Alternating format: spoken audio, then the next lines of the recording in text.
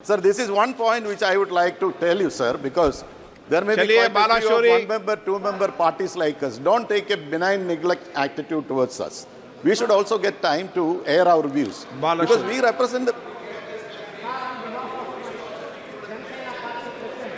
मर्यादा बोलोगे तो बोलने देंगे, अब मर्यादित बोलने तो मौका नहीं देंगे। तो बालाशोरी ऐसे नहीं चलेगा। चलिए बालाशोरी जी। On behalf of my Janasena Party President, Sri Pawan Kalyan Garu, and my own behalf, I express my heartfelt congratulations and best wishes to you on your election as the Speaker of this prestigious House. Sir, I am confident. My party is confident. The House and 144 people of this country are confident that you will accomplish a great deal as a Speaker of this House. Sir, this is my thought as member of this House. Sir, I am here because of my party leader, Sri Pawan Kalyan Garu. Sir, I sincerely thank and express my gratitude to him for giving me this opportunity. Sir, Pawan Kalyan Garu is a star in AP, and Honorable PM rightly said during the NDA meeting in the Central Hall of Samyadan Sadhan that a Pawan nahi on the high. This is true. He is a tufan in Andhra politics. Sir, Pawan Kalyan Garu has made a record in history of independent India. Sir, Janasena Party is the only party in the country since independence which has got 100% strike rate both in Lok Sabha and Assembly elections. Please. Sir, Janasena Party fought 21 Assembly and 2 Lok Sabha seats and won all 21 Assembly seats. Sir, okay. Sir, Please. Okay, Rajesh Ranjan ji. अध्यक्ष जी हृदय से okay माननीय सदस्य नहीं आपका कोई report नहीं जा रहा अध्यक्ष जी राजेश रंजन जी आप बोलना चाहते हैं बोलिए अध्यक्ष जी हृदय की गहराइयों से बालाशोरी जी प्लीज अध्यक्ष जी हृदय की गहराइयों से न्यायाधीश के सर्वोत्तम और सर्वश्रेष्ठ कुर्सी पे आपने जो गौरवपूर्ण और गरिमामयी जो आप आज पुनः दोबारा हम सबके गार्जियन के रूप में देश की स्वाभिमान सम्मान और अभिमान की संविधान की स्वतंत्रता को बढ़ाए रखने के लिए जो आप हम सबके बीच दोबारा स्पीकर के रूप में आए हैं हृदय की गहराइयों से मैं आपको बधाई देता हूं। मैं सिर्फ एक ही लाइन में कहूँगा मैं स्वतंत्र आवाज़ हूँ इस देश के करोड़ों विचार के उस संरक्षण वाले हर समाज वर्ग और समूह व्यवस्था का मैं हमेशा अपेक्षा रखूँगा बिहार के साथ साथ संविधान और स्वतंत्र आवाज़ को आप संरक्षण देंगे।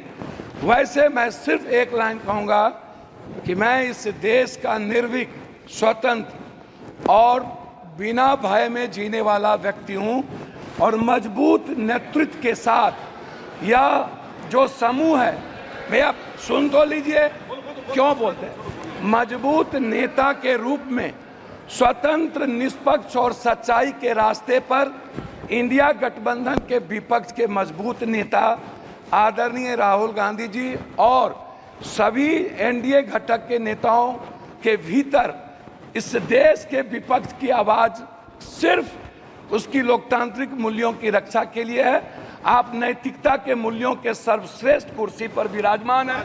हमें उम्मीद है कि नैतिकता का मूल्यों का ह्रास नहीं होगा और आप सर्वश्रेष्ठ इस देश की संविधान की रक्षा करेंगे और हम सबको भी आप संरक्षण देंगे। बहुत बहुत धन्यवाद। नमस्कार। राजकुमार रोथ।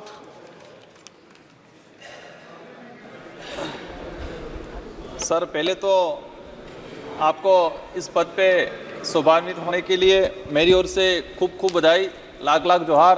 साथ ही मैं भारत आदिवासी पार्टी की तरफ से आता हूं तो मेरी पार्टी और पूरे आदिवासी समुदाय साथ ही मेरे निर्वाचन क्षेत्र के अंदर रहने वाले प्रत्येक वर्ग की तरफ से और विशेषकर राजस्थान की जनता काफ़ी खुश है क्योंकि उनको उम्मीद थी कि राजस्थान को लोकसभा अध्यक्ष के रूप में आपके रूप में देखना चाह रही थी दोबारा, और पूरे राजस्थान की जनता खुश है।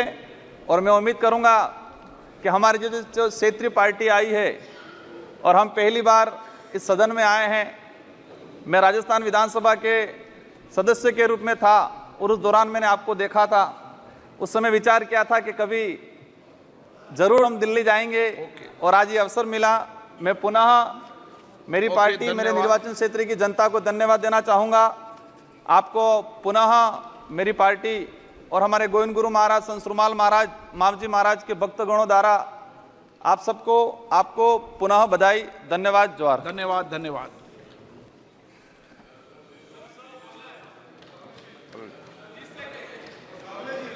माननीय प्रधानमंत्री जी,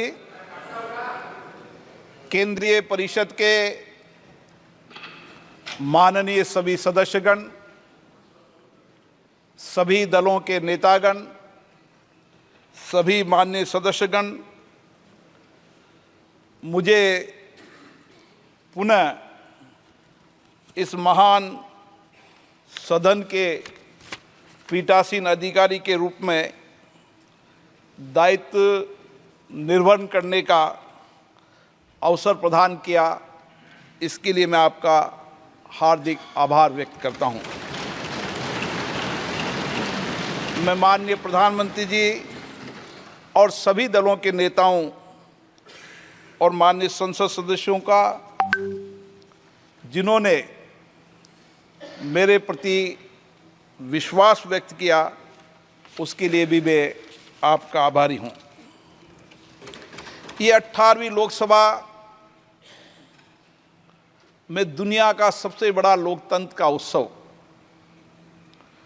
और उत्सव में भौगोलिक विविधताएं, प्रतिकूल मौसम, अन्य चुनौतियों के बाद भी जिस सक्रियता से 64 करोड़ ज्यादा से मतदाताओं ने भाग लिया, मैं सदन की ओर से उनको और देश की जनता को के प्रति भी आभार व्यक्त करता हूं। Shri PV Midhun Reddy. Sir, thank you. I take this opportunity on behalf of YSR Congress Party to congratulate you for being elected to this esteemed position. Sir, in your previous term, you conducted yourself with a lot of dignity, and I must really appreciate the way your dedication to uphold the values of our democracy. We wish that even in this term, it is marked with success, and you continue the same initiatives, like you encourage the newcomers in the last term, and you give a fair chance to everybody in this house. We assure you our full cooperation, sir. All the best for this tenure for you. Thank you very much. Lao Sri Krishna. So thank you, sir. On behalf of Telugu Desam Party and Chandrababu Naidu Garu and fellow members of Lok Sabha, 5 crore people of Andhra Pradesh, and on my own behalf, I congratulate you on being elected as Speaker of this House, sir. It is a rare opportunity as a Speaker, being elected and nominated and elected for the second time, sir. There were 5 members before you, and 2 are from Andhra Pradesh. One, Neelam Sanjeev Reddy Garu. Second one, Balayogi Ji Garu. All these 5 members were nominated and elected for 2 times, sir, but somehow they didn't finish the 10-year term, sir. But you have this opportunity to complete this 10-year term, sir. There is some coincidence between both of us, sir. You being a first-time Speaker of this House, and me being the first-time member of this House in 17th Lok Sabha, sir.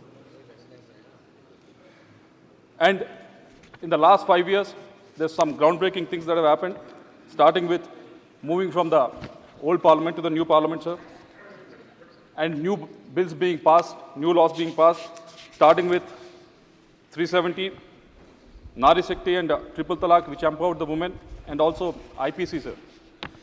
And you also encouraged youth, who are the first-time members, who came to this House to speak, to rise up and speak on various issues, sir. In question hour, you've given us opportunity to speak on to ask supplementary questions. And in the 0 hour also, you encouraged us to speak as much as possible, sir. And the whole experience of digital and also digitalization of the whole proceedings and also the research facilities that are available in the library have been vastly improved in the last 5 years, sir. And I hope it will continue in the next 5 years in your term, sir. And also, with regards to the question hour, sir, with the vigor with which you used to conduct, you used to make sure that most of the questions get answered in this house, sir. And you used to tell ministers to be crisp and answer in a pointed way, and used to give the members enough time to ask their questions, sir. So I hope that tradition will continue. And also remember, sir, during the times of COVID, it was something that no one has seen coming, sir, but you made sure that when everyone was worried how this house will function, you made sure that it has proceeded in a way, in a safe way, and also made sure that most of the members could express their views and problems from their state, sir. So I conclude by once again congratulating you, sir, and wishing you best of times in running the house, sir. I assure you, Telugudesam Party will support you in the next 5 years in smooth running of this house, sir. Thank you very much.